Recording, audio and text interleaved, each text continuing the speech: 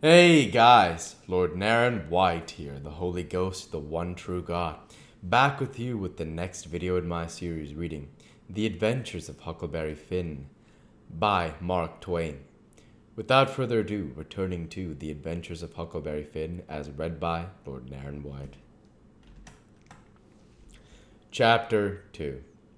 We went tiptoeing along a path amongst the tree back towards the end of the widow's garden, stooping down so as the branches wouldn't scrape our heads. When we was passing by the kitchen, I fell over a root and made a noise. We crouched down and laid still. Miss Watson's large black, named Jim, was sitting in the kitchen door. We could see him pretty clear because there was a light behind him. He got up and stretched his neck out about a minute, listening. Then he says, "Who da?" He listened some more. Then he come tiptoeing down and stood right between us. We could have touched him, nearly. Well, likely it was minutes and minutes that there warn't a sound, and we all there so close together. There was a place on my ankle that got to itching, but I doesn't scratch it. And then my ear begun to itch, and next my back, right between my shoulders. Seemed like I'd die if I couldn't scratch. Well, I've noticed that thing plenty times since. If you are with the quality, or at a funeral, or trying to go to sleep when you ain't sleepy, if you are anywheres where it won't do for you to scratch, why you will itch all over and upwards of 1,000 places. Pretty soon, Jim says, Say, say, who is you? Where is you? Dog my gas if I didn't hear something. Well, I know what I's gonna do. I's gonna sit down here and listen till I hears it again. So he sat down on the ground betwixt me and Tom. He leaned his back up against a tree and stretched his legs out till one of them most touched one of mine. My nose began to itch. It itched till the tears come into my eyes, but I doesn't scratch. Then it began to itch on the inside. Next I got to itching underneath. I didn't know how I was going to sit still. The miserableness went on as much as 6 or 7 minutes, but it seemed a sight longer than that. I was itching in 11 different places now. I reckoned I couldn't stand it more than a minute longer, but I set my teeth hard and got ready to try. Just then Jim began to breathe heavy. Next he begun to snore, and then I was pretty soon comfortable again. Tom, he made a sign to me, kind of a little noise with his mouth, and we went creeping away on our hands and knees. When we was 10 foot off, Tom whispered to me, and wanted to tie Jim to the tree for fun. But I said no. He might wake and make a disturbance, and then they'd find out if I warned him. Then Tom said he hadn't got candles enough, and he would slip in the kitchen and get some more. I didn't want him to try. I said Jim might wake up and come, but Tom wanted to risk it. So we slid in there and got 3 candles, and Tom laid 5 cents on the table for pay. Then we got out, and I was in a sweat to get away. But nothing would do Tom, but he must crawl to where Jim was, on his hands and knees, and play something on him. I waited, and it seemed a good while. Everything was so still and lonesome. As soon as Tom was back, we cut along the path around the garden fence, and by fetched up on the steep top of the hill the other side of the house. Tom said he slipped Jim's hat off of his head and hung it on a limb right over him. Jim stirred a little, but he didn't wake. Afterwards, Jim said the witches bewitched him and put him in a trance and rode him all over the state and then set him under the trees again and hung his hat on a limb to show who done it. And next time Jim told it, he said they rode him down to New Orleans, and after that, every time he told it, he spread it more and more, till by and by he said they rode him all over the world and tired him most to death, and his back was all over saddle boils. Jim was monstrous proud of it, and he got so he wouldn't hardly notice the other blacks.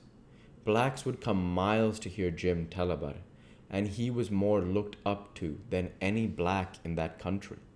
Strange blacks would stand with their mouths open and look him all over, same as if he was a wonder. Blacks is always talking about witches in the dark by the kitchen fire, but whenever one was talking and letting on to know all about such things, Jim would happen in and say, What do you know about witches? And that Black was corked up and had to take a back seat. Jim always kept that 5-center piece round his neck with a string, and said it was a charm the devil gave to him with his own hands, and told him he could cure anybody with it and fetch witches whenever he wanted to, just by saying something to it. But he never told what it was he said to it.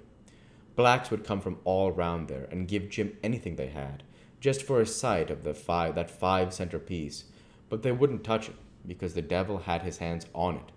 Jim was most ruined for a servant, because he stuck up on account of having seen the devil and been rode by witches. Well, when Tom and me got to the edge of the hilltop, we looked away down into the village and could see 3 or 4 lights twinkling, where there was sick folks, maybe, and the stars over us was sparkling ever so fine, and down by the village was the river, a whole mile broad and awful and still and grand. We went down the hill and found Joe Harper and Ben Rogers, 2 more of the boys, hid in the old tanyard. So we unhitched a skiff and pulled down the river 2.5 miles to the big scar on the hillside and went ashore. We went to a clump of bushes, and Tom made everybody swear to keep the secret, and then showed them a hole in the hill right in the thickest part of the bushes. Then we lit the candles and crawled in on our hands and knees. We went about 200 yards, and then the cave opened up. Tom poked out amongst the passages, and pretty soon ducked under a wall where you wouldn't have noticed that there was a hole. We went along a narrow place and got into a kind of room, all damp and sweaty cold, and there we stopped. Tom says, Now we'll start this band of robbers and call it Tom Sawyer's Gang. Everybody that wants to join has to take an oath and write his name in blood. Everybody was willing. So Tom got out a sheet of paper that he had wrote the oath on, and read it. It swore every boy to stick to the band and never tell any of the secrets, and if anybody done anything to any boy in the band, whichever boy was ordered to kill that person and his family must do it. And he mustn't eat and he mustn't sleep till he had killed them and hacked a cross in their breasts, which was the sign of the band. And nobody that didn't belong to the band could use that mark, and if he did, he must be sued. And if he had done it again, he must be killed. And if anybody that belonged to the band told the secrets, he must have his throat cut, and then his carcass burnt up, and the ashes scattered all around, and his name blotted off the list with blood, and never mentioned again by the gang, but have a curse put on it, and be forgot forever. Everybody said it was a real beautiful oath, and asked Tom if he got it out of his own head. He had some of it, but the rest was of pirate books and robber books, and every gang that was high-toned had it. Some thought it would be good to kill the families of boys that told the secrets. Tom said it was a good idea, so he took a pencil and wrote it in. Then Ben Rogers says, Here's Huck Finn. He ain't got no family. What you gonna do about him? Well, ain't he got a father? Says Tom Sawyer. Yeah, he's got a father, but you can't never find him these days. He used to lay drunk with the hogs in the tanyard, but he ain't been seen in these parts for a year or more. They talked it over, and they was going to rule me out, because they said every boy must have a family or somebody to kill, or else it wouldn't be fair and square for the others. Well, nobody could think of anything to do. Everybody was stumped and sat still. I was most ready to cry, but all at once I thought of a way, and so I offered them Miss Watson. They could kill her. Everybody said, Oh, she'll do. That's all right. Huck can come in. Then they all stuck a pin in their fingers to get blood to sign with, and I made a mark on the paper. Now, said Ben Rogers, what's the line of business of this gang? Nothing. Only robbery and murder, Tom said. But who are we going to rob? Houses or cattle or stuff? Stealing cattle and such things ain't robbery, it's burglary, says Tom Sawyer. We ain't burglars. That ain't no sort of style. We are highwaymen. We stop stages and carriages on the road with masks on and kill the people and take their watches and money. We'll go ahead and stop there for this week. As usual, I want to say thank you for watching, and I hope you enjoyed. Please like, comment, and subscribe, as it greatly helps the channel. Light be with you all. Take care, and thanks again.